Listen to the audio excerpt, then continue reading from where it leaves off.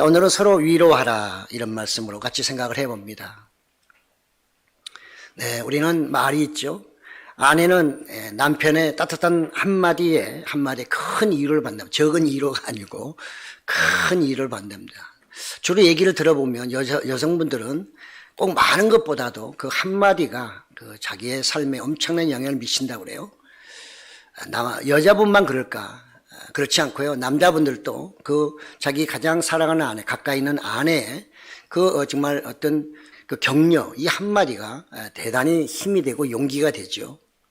그래서 우리는 서로 간에 위로해야 됩니다. 부부 간에도 아내만 위로받기를 원하는 게 아니라 아내도 위로를 받고 남편도 위로를 받아야만 그 가정이 서로 간에 위로를 통해서 정말 화목한 가정이 되리라 생각합니다. 우리는 누구든지 힘든 상황이 있으면 가장 우리에게 필요한 것은 위로입니다. 막 그 사람이 잘못된 걸 막 지적하기보다는 먼저 위로해주고 힘과 용기를 돋궈준 다음에 그 다음에 차근차근 해도 늦지 않을 것입니다. 우리는 지금 코로나19로 인해서 많이 지쳐 있습니다. 그리고 나가서 또 좀 많은 어려움을 우리가 겪고 있는데요. 지금이야말로 위로의 메시지가 필요하고요. 또 나가서 서로 간에 한마디 한마디 위로해주고 격려해주는 것은 너무나 필요합니다. 또 우리에게는 이제 코로나19의 백신이 개발이 되어서 또 미국은 벌써 12월 달부터 내일 모레부터 이제 상용화가 된다고 하니까요. 뭐 우리나라도 언젠가는 오겠죠. 또 이것이 우리에게는 위로가 되고 또 소망이 되기도 할 것입니다. 그러나 우리는 그보다도 더욱더 하나님의 위로와 하나님을 소망하며 살아가는 그런 믿음의 사람으로 기독인으로서 우리는 살아가야 할 것입니다. 미국 존스 홉킨스 대학병원, 상당히 미국에서 유명한 대학을 알고 있는, 제가 병원을 알고 있는데요. 그 신의 손이라는 이름을 별명을 가진 사람이 있습니다. 소아신경외과 벤 카슨 박사인데요. 그런 흑인으로서 많은 의사들이 다 회피했던 그 4살짜리 악성 뇌암 환자를 그가 수술을 통해서 완치시켰습니다. 또 그런가 하면 만성 뇌염으로 하루에 120번씩 발작을 일으켰던 그 아이를 또 수술해서 완치시켰어요. 1987년도에는 아마 기억하실 겁니다. 세계 최초로 머리와 몸이 붙었던 아이, 샴 쌍둥이, 그 아이를 분리하는데 이분이 바로 그 일을 했습니다. 그래서 성공했죠. 그렇지만 벤 카슨도 그렇게 처음부터 모든 인생이 평탄하지는 않았습니다. 그는 디트로이트의 그 빈민가에서 태어났고요. 8살 때 부모님의 이혼으로 편모스라에서 자랐습니다. 색이 검다 보니까 친구들을 사귀어도 불량한 아이들 사귈 수밖에 없었고, 그래서 늘 싸움이었고 늘 사람들의 조롱거리였고, 특히 백인 친구들에게는 완전히 왕따를 당하는 그런 인생이었습니다. 그런 초등학교 5학년 돼도요, 구구단을 못 외웠어요. 산수 시험을 보면 완전히 백지. 그러니 뭐 얼마나 미련하고 뭐 하면서 별의별 소리를 다 들었겠어요. 그렇지만 집에 오면 그 어머니가 있었어요. 여러분 같으면 그런 자녀가 있으면 어떻게 대할 것 같습니까? 여러분, 훌륭한 자녀를 키우기를 원하시면 이런 이야를 잘 들으시고 참으시고 누르시고 위로의 말을 해주세요. 하나님을 믿으시고. 그 어머니는 늘 이렇게 얘기합니다. 벤, 넌 마음만 먹으면 무엇이든지 할 수 있어. 노력만 하면 너는 모든 걸 할 수 있어. 이 얘기를 들을 때마다 해주는 겁니다. 씩씩거리고 한 대 두드려 맞고 막 화가 나가 들어온 그 아들에게 그저 머리를 만져주면서 넌 마음만 먹으면 노력만 하면 뭐든지 할 수 있어. 이 얘기를 계속 듣게 됩니다. 그는 초등학교를 그렇게 끝냈습니다. 그렇지만 중학교에 들어가면서 이 아이에게 변화가 왔어요. 그 어머니의 말씀대로 그래 한번 내가 노력을 해봐야 되겠다, 이런 마음이 들기 시작해가지고요. 그가 중학교부터 이제 공부를 열심히 하기 시작했어요.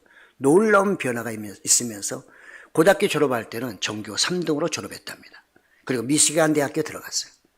그리고 오늘의 신의 손의 의사가 된 겁니다.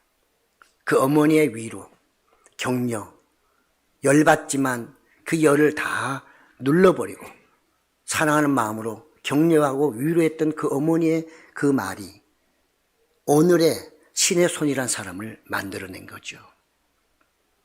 그렇습니다. 위로하는 것은 새로운 인생을 만들어가는 에너지입니다. 여러분의 한마디 한마디 위로는 상대방에게 엄청난 파워를 주는 거죠. 그렇기 때문에 우리의 입술은 창조적인 능력을 가졌다는 성경의 얘기가 계속 나오잖아요. 그래서 가능하면이 아니라 반드시 위로하실지언정 그냥 사람 앞에 면박을 주거나 그런 일을 하는 것이 하지 않는 것이 좋습니다. 특히 여러분의 가정에서 자녀들, 그냥 쉽게 대할 수 있는 자녀들, 또 부부간의 관계에서 예의를 지키면서 이 위로의 메시지를 해줄 때 서로 간에 힘을 얻고 용기를 얻고 나가 또 정말 열심히 살아가게 될 줄로 믿습니다. 히브리서 10장 24절에 보니까 서로 돌아보아 사랑과 선행을 격려하며, 격려하는 말이 위로하는 말이거든요. 사랑과 선행을 격려해주고 위로해줘라, 이렇게 말씀하고 있습니다. 오늘 이사야 40장 본문은 뒤에 쭉 나오지만 제가 시간상 여러 가지에서 그냥 2절만 이렇게 오늘 본문으로 택했습니다. 서로 위로하라. 오늘 말씀에는 정말 미래에 있을 이스라엘의 역사입니다. 지금 당장 이스라엘이 지금 잡혀간 게 아니고요. 이건 앞으로 한 150년 이후에 그들이 하나님 말씀을 지독히 안 듣다가 결국은 그들은 하나님의 계획에 따라서 바벨론에 끌려가게 될 것이고 그들은 돌아오게 될 것이다. 그걸 이사야의 예언을 통해서 미리서 알려주고 있는 예언서입니다. 그러니까 이것은 현재 되어진 것이 아니라 앞으로 미래에 되어질 것을 예언하는 것입니다. 그렇기 때문에 하나님은 너희는 위로하라. 언제? 그때가 되면 위로하고 또 너희 백성들을 위로해 주어라. 왜 그들에게 위로해야 되냐? 이제는 예루살렘의 마음에 닿도록 하는데 바로 너희의 노역이 끝났다. 그리고 나가서 너희의 죄사함을 하나님께 받음으로 너희는 해방이 되었다. 너희는 2배나 무거운 이제 죄의 짐을 다 감당해냈으므로 이제는 너희는 아주 깨끗하게 그리고 가볍게 인생을 살 수 있는 그런 사람 환경이 되었으므로 서로 위로하고 우리 백성들, 내 백성들을 너희가 위로해 주어라. 이게 하나님의 메시지인 것이죠. 우리는 이 땅에 사는 동안에요, 참으로 서로 간에 이런 위로 또 격려가 있어야만 살 수 있는 그런 나약한 존재입니다. 우리는 굉장히 내가 강한 것 같아도요, 그렇지 않습니다. 우리가 굉장히 강해서 어떤 사람 의지하지 않고 세상 살아갈 수 있을 것 같아도 위험하고 위기, 그 다음에 고난과 공경에 처하게 되면 누군가의 위로를 받기 원하고요, 격려를 받기 원하고 누군가 나를 구원해 주기를 원하는 그것은 누구나 가지고 있는 마음이죠. 그것이 우리 인간의 연약함이라고 볼 수가 있는 것입니다. 그래서 정말 이들은 이런 상황 속에서 앞으로 미래에 이렇게 너희가 이런 일을 당하고 이렇게 되었을 때 그때 서로 위로해 주면서 서로 힘을 북돋워 주어라. 내 백성을 위로해서 내 백성이 내 백성으로 살아가도록 그들에게 힘을 주어라. 이렇게 말씀하고 있음을 볼 수 있습니다.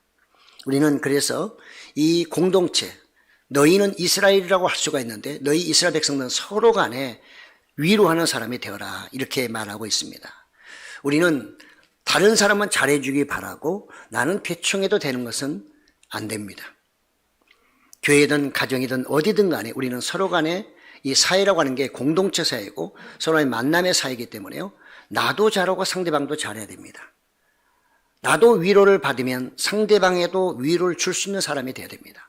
나는 날마다 위로받기 원하고 다른 사람에게 위로를 줄 수 없는 그런 삶이라면 그건 너무나 부족하죠. 그리고 그렇게 살아가는 삶은 늘 상처뿐입니다. 날마다 위로받고 살아야 되니까. 날마다 안 받으면 서운하고 아쉽고 뭔가 모르게 힘이 드니까요. 그러나 주기 시작하면 줌을 통해서 남에게 줌으로 인해서 나에게 채워지는 것을 경험하게 되거든요. 그래서 예수님은 받는 자보다 주는 자가 복이 있다, 이렇게 말씀하시고 그분은 모든 걸 가져오셔서 모든 가난한 사람을 다 채워주시고 그가 부유한 자로서 가난하게 되었다, 이렇게 말씀하시는 그 원리를 우리가 배워야 하는 것이죠.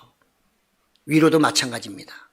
우리는 보통 대부분의 사람들은 늘 다른 사람에게 존경받기 원하고 위로받기 원하고 관심 받기만 원하지 다른 사람에게 관심을 주거나 위로를 해주거나 또는 다른 사람을 칭찬해주고자 하는 그런 마음이 굉장히 인색하다는 걸 우리는 알 수 있습니다.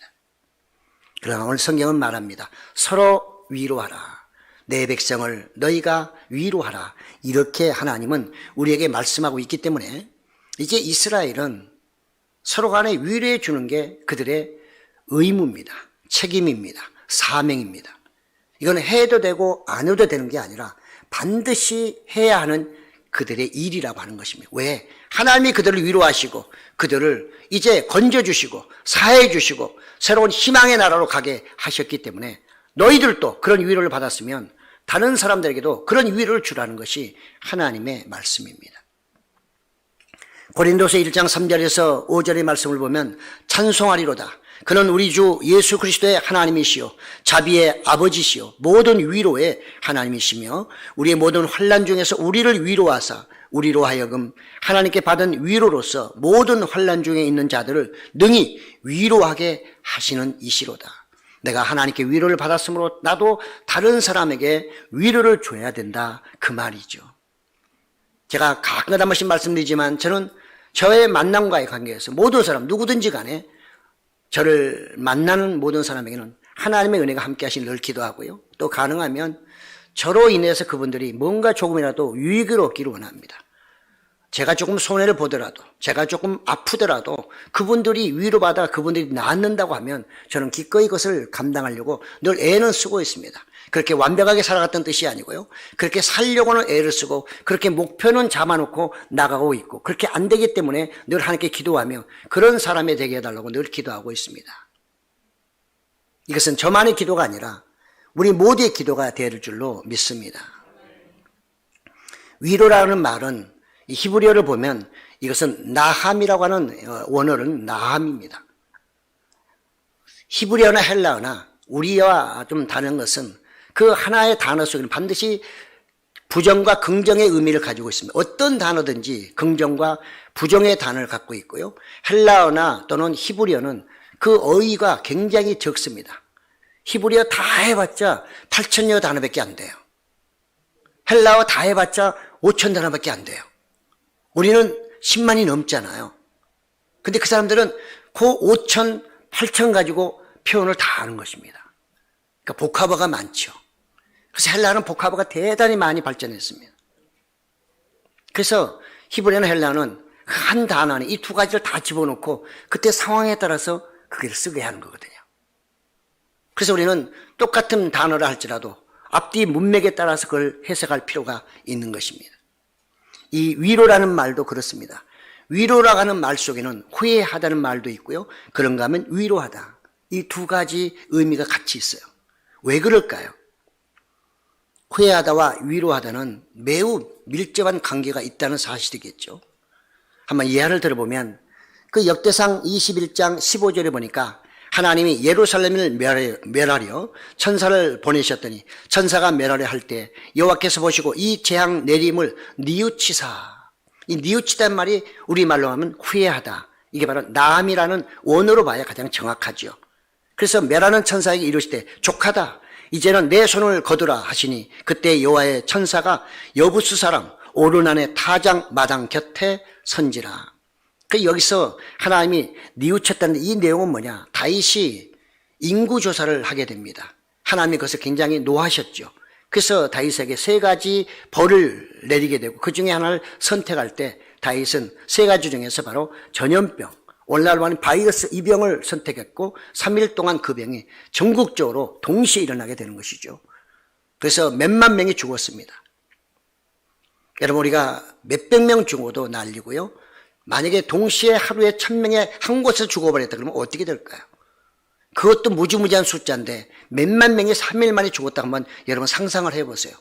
이거는 엄청난 재앙이죠. 하나님이 그 상황 속에 이제 더 멸망시키려고 할 때 됐다. 내가 뉘우치사, 하나님이 뉘우치사 이 말씀을 쓰고 있거든요.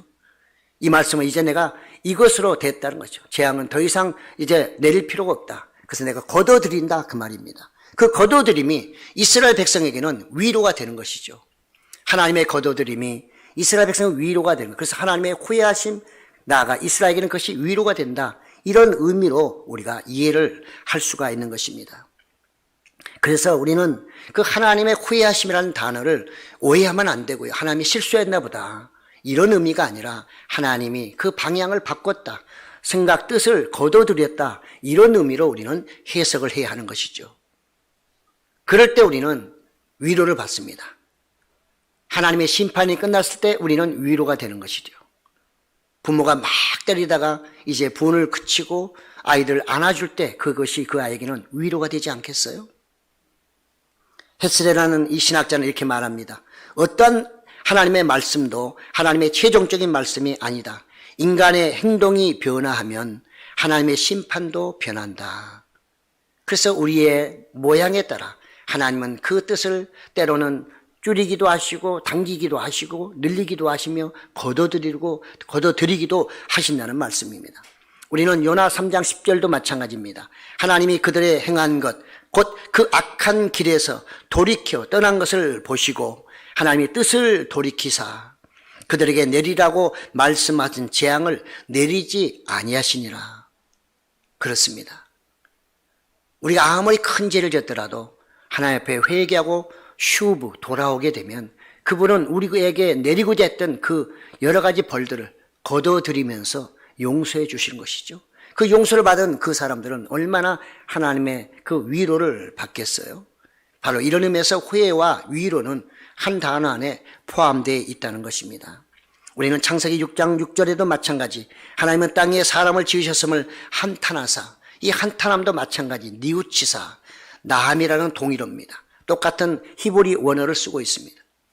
그래서 하나님은 이게 뭐 사람 만든 거 후회했다 그래서 아주 그냥 하나님이 실수했네, 이렇게 성경을 해석하는데 그것이 아니고요. 왜냐하면 성경은 하나님의 언어로 기록할 수가 없어요. 우리가 하나님의 언어로 기록한다면 하나님을 어찌 이해하겠어요.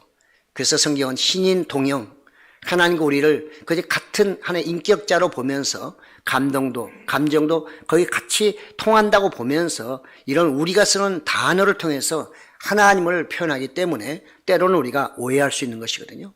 하나님의 뉘우침, 후회하심, 돌아오심, 그것은 어떤 그것이 내가 잘못했다 그런 의미가 아니라 이제 하나님이 벌을 내리려고 했던 그런 계획도 취소를 하시고 하나님이 이쪽으로 가려고 했던 그 방향을 바꾸신다, 그런 의미가 후회했다, 한탄했다, 이런 의미로 우리는 해석을 해야 하는 것입니다. 그래서 하나님은 그 사람들의 지으심에 대해서 그 모든 걸 보시고 방향을 바꿔서 그들에게 계속 복을 주고 그들 생육 번성 충만 정복 다스리게 하시려고 했으나 그대로 놔두면 안 되겠다 해서 홍수로 모든 걸 정리해버리고 노아의 가족을 쑥 빼가지고 방주를 통해서 새로운 세계로 그들을 인도하고 계신 것이죠. 이게 바로 노아에게는 위로, 그래서 노아의 이름이 위로자라는 뜻입니다. 그는 하나님도 위로했고 사람들에게도 위로자가 된 것이죠.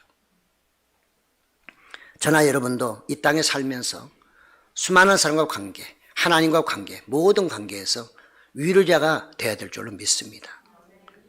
하나님도요, 우리 위로 받으시기 원하십니다. 그래서 하나님 우리에게 뭐라고 그래요? 너희가 내 백성답게 행동하라. 내가 거룩하니 너희도 거룩해라. 그래야 내가 위로받지 않겠니? 이렇게 말씀하시는 거예요. 부모님이 아무리 힘이 있고 모든 걸 가졌다 해도 자녀를 통해서 위로받기 원하잖아요. 그렇죠? 우리는 하나님의 관계도 마찬가지입니다. 하나님은 나에게 늘 위로해 주시고 나는 하나님에서 위로하지 않아도 된다고 하는 생각은 잘못된 것입니다. 우리의 신앙이 그래서 자꾸 변화되어야 되는 것이죠. 우리는 2절로 가보면요, 너희는 예루살렘의 마음에 닿도록 말하라. 예루살렘의 마음에 닿도록 말하라. 뭘 마음에 닿도록? 이 마음에 닿도록 하는 말은 부드러운 마음을 가지라, 부드럽게 말을 해라, 이 말이거든요. 뭐가 부드러울까요? 상대방의 마음을 녹여주는 것? 그렇죠? 상대방의 마음이 아주 굉장히 경직되어 있을 때 그걸 부드럽게 만들어주는 게 바로 위로죠. 그래서 위로하라, 마음에 닿게 하라, 그 말은 위로하라, 이런 말로 우리가 이해를 할 수가 있습니다. 우리는 매사에 우리의 삶 속에서요, 이 사람과의 관계에서 부드러운 말을 하는 게 참 중요합니다. 근데 원래 이 목소리 톤이 좀 강한 분이 있잖아요. 참 어렵죠. 특히 이제 우리가 지역적으로 보면 경상도 발음이 좀 강하잖아요. 영어를 해도 경상도 분들은 좀 죄송하지만 제가 표만 가니까 또 고발하지 마시고, 경상도 분들은 아무리 영어를 해도 조금 톤이 좀 그래서 이 발음이 부드럽지가 않아요. 영어를 해봐도 그렇더라고요. 근데 아무래도 서울 사람들이 그래도 표준어를 쓰기 때문에 말도 부드럽고요. 그래서 이렇게 지방에 있는 사람들 서울 사람 하는 게 좀 간사스럽고, 옛날에 남자들이 서울말 하면 간사스럽다는 얘기를 많이 들었어요. 하도 부드럽게 말하니까. 근데 성경은 강하게 말하지 말고 부드럽게 말하는 거예요. 그래야 상대방의 마음이 녹아진다는 거죠. 그게 위로가 된다는 것입니다. 오늘 이스라엘에게 말씀하시잖아요. 너희가 바벨론에 끌려가서 엄청난 고통고난을 70년을 당하면서 2배 정도의 큰 벌을 받았으니 이제는 돌아오는 그 기쁨도 너희가 누리게 될 것인데, 또 그렇다고 또 여기서 또 적당히 해가지고 또 죄짓고 또 가면 어떻게 되겠느냐. 꼭 그걸 기억하고 서로 위로하라는 말은 힘들고 어려워도 다시는 우리가 하나님께 죄짓지 말고, 그래서 그런 상황에 처하지 않도록 서로 위로 격려하면서 그래서 더욱더 믿음을 지키며 나가라는 그런 의미가 이 안에 포함되어 있는 거죠. 어찌 보면 실제로 이스라엘 백성들은 이 605년에 한 150년 후죠. 왜냐하면 이사야의 사역 기간이 BC 750년경이에요. 근데 이스라엘 백성은 605년부터 시작해서 586년에 그때부터 포로로 다 끌려가거든요.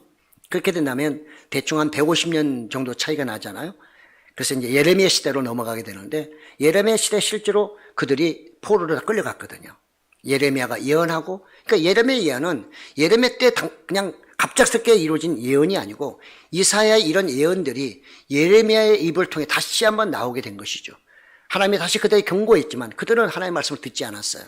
그리고 경고를 듣지 않았기 때문에 그들은 결국은 바벨론을 끌려가서 70년을 살고 돌아올 때, 아마 추측한데 이 이사야서를 그들이 갖고 있었다면 그들은 그 정말 바벨론에 살면서 회당에서 말씀을 늘 들으면서 아마 이런 말씀으로 위로받지 않았을까요? 그래, 우리 그때 잘 말씀을 들었었는데 우리 어차피 이렇게 된, 그래도 하나님이 우리에게 위로의 날이 있다고 하시니, 우리가 포로로부터 해방될 날이 있다고 하시고 죄로부터 구속함을 받을 날이 있다고 하시니 우리가 힘을 다해 용기를 다해 이겨내자 하는 그런 위로의 메시지도 됐을 거라고 봅니다.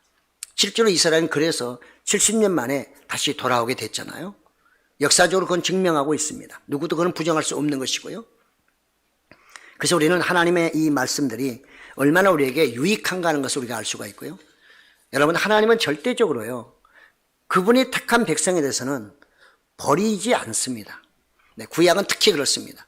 하나님은 구약의 이스라엘 백성들은 동고동락하는 자기의 가족, 하나님의 가족이거든요. 그런데 말을 안 듣고 할 땐 때로는 좀 이렇게 좀 책망하고 매질을 할 수 있으나 완전히 쫓아내버리지는 않습니다. 다른 말로 하면 그들을 고아처럼 내버리지 않는다는 거죠. 항상 하나님은 여러 각도에서 그들을 보고 계셔요. 그래서 그들을 늘 관리하시고 보호하시고 인도하시며 하나님의 그 약속의 때가 되면 그것을 잊지 않고 계시다가 그대로 이행하시는 그 하나님을 우리가 이 구약에서 누누이 우리가 발견할 수 있습니다. 그렇기 때문에 우리 하나님은 늘 어디 있든 간에 이스라엘 백성들을 눈동자같이 보호하시고 아끼신 것처럼 우리는 원래 예수 그리스도 믿음으로 이제 구원을 받는 이방인은 그들이 확실하게 규정이 되어 있기 때문에 예수를 믿음으로 인해서 우리는 어떤 상황 속에서도 여러분 스스로가 하나님이 나를 버리셨나? 나를 떠나셨나? 뭐 베레벨 생각을 많이 할 겁니다. 왜? 때로 힘들고 어려울 때 누구든지 그럴 수 있거든요. 그런데 하나님이 결코 한 번도 여러분을 떠나시거나 버린 적이 없어요. 예수님도 마찬가지고 성령님도 마찬가지입니다. 단 성령님이 돌아오라고 말씀하시는 거죠. 나에게 돌아오면 너희가 위로를 받을 것이다. 또 사람들이 너희를 위로해 줄 거야. 그러니 빨리 돌아오라는 이 말씀은 계속하고 있는 것이죠. 그래서 교회에서 가장 중요한 것은 교회 와서 예배 드리는 사람이 위로를 받을 수 있는 가능성이 굉장히 높은 겁니다. 교회 밖에 있으면 말씀을 듣지 못하기 때문에 위로의 메시지가 나갈 수 없으므로 밖에 오래 있으면 있을수록 그 사람은 그만큼 손해를 보게 되고요. 위로를 그만큼 받지 못하기 때문에 더 안 좋은 상황에 처할 수밖에 없는 것입니다. 이것이 성경적인 것입니다. 그래서 어떤 상황 속에서 우리는 주님 앞에 나와야 한다는 사실을 알 수가 있고요. 우리는 그래서 이 지금 하나님께서 지금 이 모든 이 고난 고통 속에 이후에 나중에 바벨론을 끌려갔을 때 그들이 이 메시지를 들었다면, 이 말씀을 읽었다면, 이 말씀은 바로 위로의 말씀, 위로의 책이 되기도 했을 것입니다. 그래서 우리는 항상 어떤 상황 속에서도요, 하나님을 기억하고 그분에게 기도하는 것, 이것이 우리에게 위로가 되어야 될 줄로 믿습니다. 어떤 일이 벌어지면 우리는 먼저 사람을 찾고요, 사람에게 위로받기를 원하는데 그것은 다음 단계입니다. 하나님의 위로가 먼저 있어야 되거든요.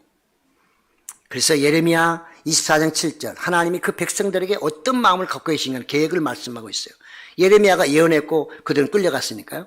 24장 7절에 보면 내가 여호와인 줄 아는 마음을 그들에게 주어서 그들이 전심으로 내게 돌아오게 하리니 그들은 내 백성이 되겠고 나는 그들의 하나님이 되리라. 이게 하나님의 뜻이에요. 그러니까 하나님은 징계지만 그 징계는 훈계와 같은 것입니다. 고쳐서 다시 새롭게 만들기 위한, 변화시키기 위한 하나님의 방법이 징계라는 것입니다. 때로는 여러분에게도 좀 그런 일이 올 수 있습니다. 그러면 훈계라고 생각하시고 거기서 내가 무엇을 깨달아야 될지를 한번 기도하시게 되면 하나님께서 은혜를 베푸시고 여러분의 눈을 열어주셔서 보게 하시고 듣게 하시고 깨닫게 하사 변화시켜 주실 줄로 믿습니다. 그래서 이스라엘 백성들처럼 다시 돌아오는 그런 놀라운 역사, 그래서 하나님의 그 위로가 다시 그들에게 임하는 그런 은혜가 여러분의 삶 속에 항상 넘치시기를 예수님 이름으로 축복합니다. 그렇습니다. 우리는 하나님의 분노가 사라지면 그게 바로 우리에게는 위로의 시점이라는 것 다시 한번 생각하시면서요, 이것은 바로 이스라엘이 아무리 죄를 많이 짓고 또 그들이 하나님의 벌을 받았다 할지라도 하나님의 그 벌이 끝나는 그 순간이 그들의 위로의 때가 된다는 것을 우리가 알 때 우리도 하나님의 그 분노는 무엇으로? 회개로 마무리하는 것이거든요. 하나님은 돌아오면, 진심으로 회개하고 돌아오면 우리의 모든 죄를 다 사해 주십니다. 그때 우리에게는 위로가 있습니다. 그래서 회개를 많이 할수록 위로가 넘치게 되는 거거든요. 많은 사람들은 회개하면 난 죄인도 아닌데 왜 자꾸 회개하라나 이런 얘기를 하셔요.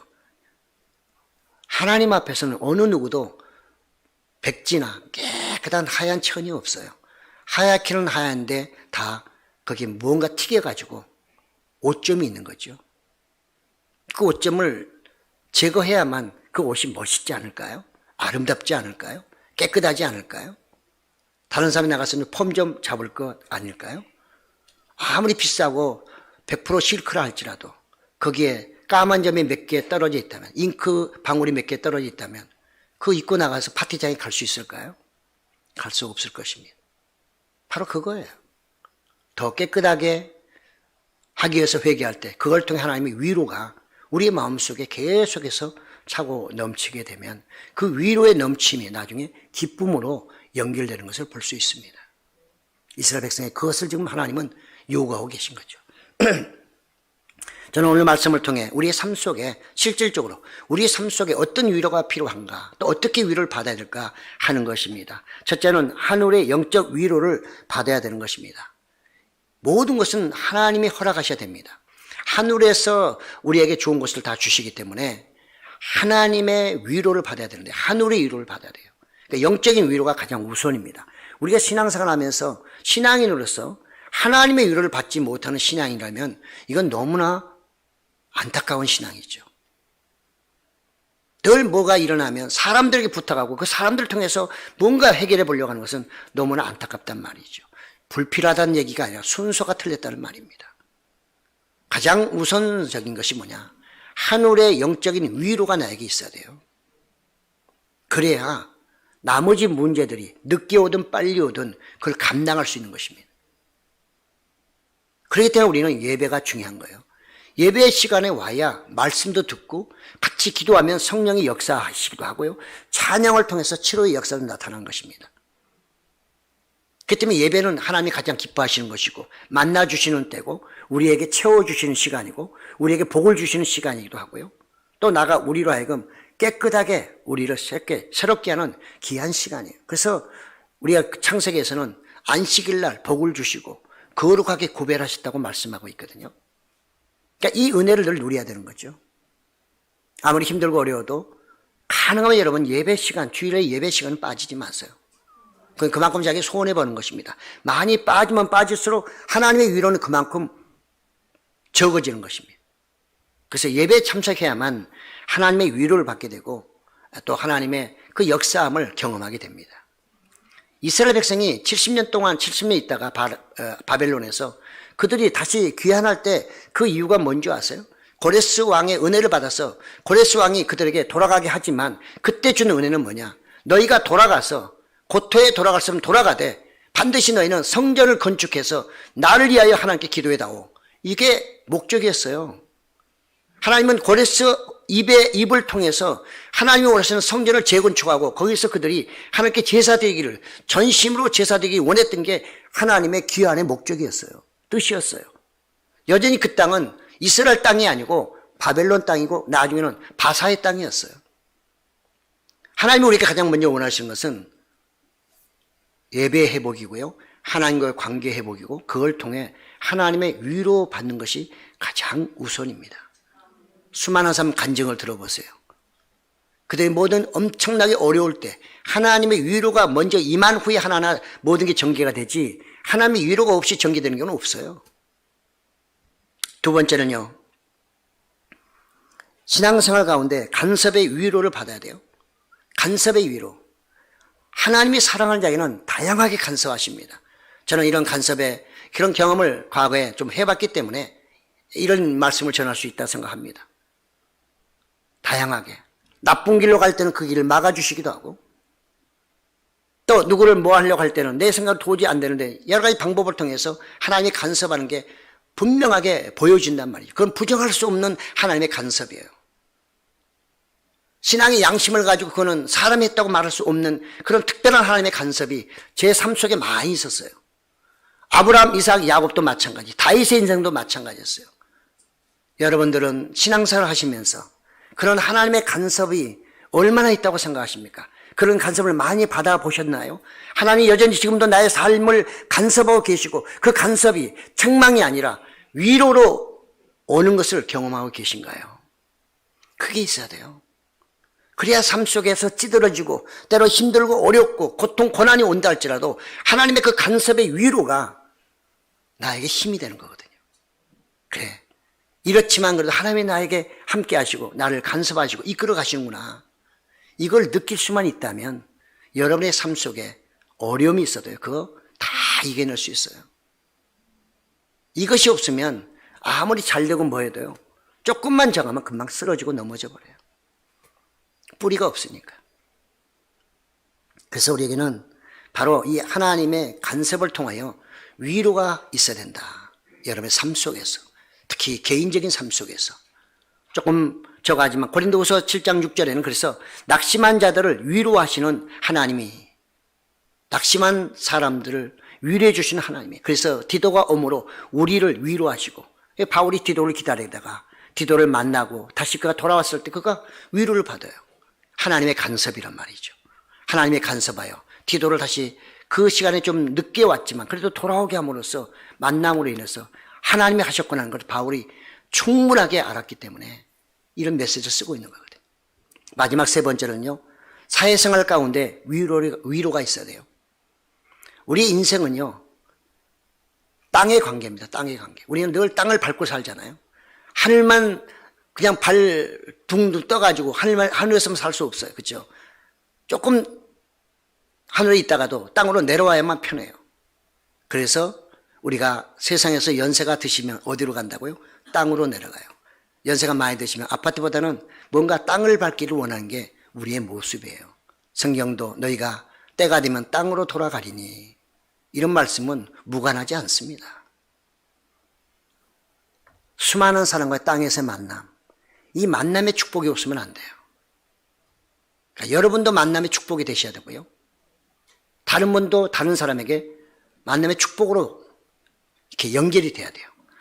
늘 만날 때마다 위로가 아니라 고통과 고난, 웃다가도 그분만 오면 갑자기 웃음을 멈춰버리고 막 어찌할 바 몰라 한다면 이거는 위로자가 아니죠. 그런 삶이, 그런 만남이 인생에서 계속 된다면 계속 너무 심하고 1년만 그렇게 된다면 여러분 제정신이 아닐 겁니다. 그래서 어디로 가게 돼요? 나홀로 독방으로 가게 되는 거죠.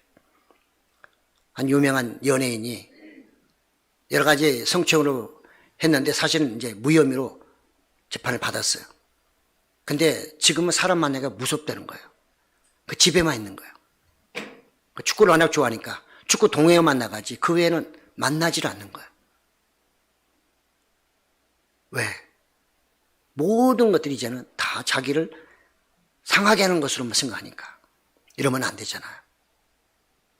나도 위로받아야 되지만 다른 사람에게도 위로 주시는 여러분 되시기를 예수님 이름으로 축복합니다. 특히 우리 믿는 사람들은 하나님의 위로를 먼저 받으시고요. 그 위로를 가지고 힘들고 어려운 사람들과 위로해 주시는 그런 여러분이 될 때 하나님의 위로는 계속해서 차고 넘칠 줄로 믿습니다. 요셉은 형들에게 미움을 받아서 팔려서 죽음의 직전까지 갔지만 보디발을 만나서 그가 위로를 받았어요. 왜? 보디발을 만났더니 그가 정말 이방인이고 노예로 서왔지만 아주 똑똑하니까 그를 그 집에 집사로 세웠고 또 그 아내 때문에 대단히 억울함을 당했지만 그 옥사장한테 또 그 모든 걸 또 맡겨주니까 옥사장이 또 위로를 받게 되면서 술 관원장의 꿈을 해몽해 줬더니 나중에 그 술 관원장 때문에 그가 바로 왕을 만나잖아요. 그래서 애굽의 총리가 돼요. 만남의 축복, 이 만남의 위로, 이게 여러분 없으면 너무 힘듭니다. 여러분들은 무슨 기도만 하세요? 날마다 복 달라고만 기도하세요? 여러분이 되는 것만 잘 되게 해달라고 기도하세요? 야곱이 얼마나 지혜로운 사람인지요. 자기가 사랑하는 아들 중에 요셉이 제일 사랑스러운 아들이잖아요. 그러니까 요셉에는 무슨 복을 줘요? 하늘의 복, 땅의 복, 그 다음에 젖의 복, 태아의 복. 그때는 그게 최고의 복이죠. 좋은 걸 다 줘버려요, 요셉한테. 우리 신앙생활이 넓어져야 되거든요. 하늘과 땅과 그 다음에 또 나가서 내 모든 그 삶 속에서 이런 것들이 원만하게 이루어짐으로 그 모든 것이 은혜가 될 때, 은혜로 나한테 매같이 올 때에 여러분들 소망이 넘쳐요. 신앙생활 재밌는 거예요. 그 사람들 볼 때마다 웃음이 나올 수밖에 없는 거예요. 그 사람들에게 위로가 되는 거예요. 위로자가 되는 거예요. 그냥은 안 되는 것입니다. 억지로도 되지 않고요. 그냥 하나만 가지고 해서는 되지 않고 이 모든 것이 잘 어울려졌을 때 우리가 위로자가 될 수 있다는 거예요. 그래서 오늘 하나님은 이스라엘 백성이 뭐라고 해요? 너희는 서로 위로자가 되라. 서로 위로하라, 서로 사랑하라. 내 백성을 사랑하라고 하시는 말씀이 그거예요. 다 동일해야만 가능한 거고 똑같이 은혜를 누려야만 이게 가능한 메시지거든요. 그래서 고린도서 1장 6절에 보니까 우리가 환난 당하는 것도 너희가 위로와 구원을 받게 하려 함이라. 바울이 복음을 전하며 환난을 많이 받지만 그 환난이 복음을 받는 사람의 구원의 메시지가 되기 때문에 그들에게는 위로가 되는 거예요. 그래서 바울은 그들이 메시지를 받음으로 그 고통이 어떻게 돼요? 다시 돌아올 때는 고통으로 돌아오는 게 아니라 그게 위로로 돌아왔다는 것입니다. 그래서 고통과 위로는 떼어놓을 수 없는 관계, 회개와 위로가 떼어놓을 수 없는 관계이듯이 이 모든 것들은 다 연관되어 있습니다. 우리는 우리의 삶 속에서요, 하나님의 위로와 내 삶 속에서 성령이 역사하시는 위로와 그 다음에 사람과의 관계성 속에서의 다양한 위로가 있을 때 사람 살맛이 나는 거죠. 인생의 가치도 있습니다. 하나님을 믿는 의미도 더 확장될 것입니다. 세계적인 소프라노 가수 독창회가 한번 열렸어요. 그런데 비행기가 지연되면서 좀 늦어지게 되니까 갑자기 공간이 비잖아요. 그래서 그 시간을 채우기 위해서 이 사회자가 아는 한 신인 가수 그 사람을 초청하게 됩니다. 그가 노래를 부르게 돼요. 그런데 이 지금 청중들이 지금 그 사람만 기다리고 있는데 올 사람은 아직도 안 오고 있으니까 뭐 신인이 나와서 노래한다니까 여러분들 그렇잖아요. 유명하지 않은 사람이 와서 뭐 설교하면 거들떠 보지도 않잖아요. 눈은 보고 있지만 마음은 다른 데가 있잖아요. 그 청중들도 그랬어요. 그럴 때 2층의 난간에서 한 꼬마아이가 아빠 너무 노래 잘해요 라고 한마디를 딱 던졌습니다. 사람들이 갑자기 뭔 소린가 하고 집중을 하고 다시 한번 그 사람 노래한 걸 듣기 시작했어요. 들어보니 너무나 잘하는 거예요. 한 사람, 두 사람 일어나면서 박수를, 기립박수를 치기 시작했어요. 그 사람이 바로 루치아노 파파로티라고 하는 사람이에요. 세계적인 테너 가수죠. 그런 오페라에서요, 1시간 동안 닉콜이 와서, 뭐라고 합니까? 커튼콜이 와가지고 165번을 받았다는 것입니다. 세계 기록이에요. 1시간 동안. 그가 만약에 그 아들의 격려가 없었으면, 그 청중들의 기립박수가 없었으면 과연 루치아노 파파노티가 지금 세상에 있었을까요? 모든 것은요, 아주 적은 데서 출발합니다. 위로 한마디가 아무것도 하지만 그 한마디가 우주를 옮길 수 있어요. 모든 사람을 정말 변화시킬 수 있는 것입니다. 하나님의 말씀이 한 말씀이 그렇듯이 하나님 우리에게 은혜를 주시고 우리에게 말을 하게 하시는데, 너희는 그냥 쓸데없는 말하지 말고 늘 위로의 말을 해줘라. 네 마음에 기분이 나쁘고 좀 마음이 상하고 뭐 하지만 그거 좀 성령으로 누르고 말씀으로 누르고 어쨌든 그 사람을 살릴 수 있는 위로의 말을 해주라고 우리에게 권면하고 있습니다. 아니, 이것이 명령입니다. 이것은 우리에게 주신 하나님의 정말 명령이자 우리의 사명이기도 합니다. 오늘 이스라엘 백성들에게 이제 너희가 이런 날이 언젠가 오게 될 거야. 그때 너희는 하나님의 은혜를 기억하고 다시 돌아와 서로 간에 위로하면서 이제 우리 더욱더 하나님의 뜻대로 삽시다 하면서 서로 위로해 주는 그런 백성이 되라는 메시지가 오늘 메시지입니다.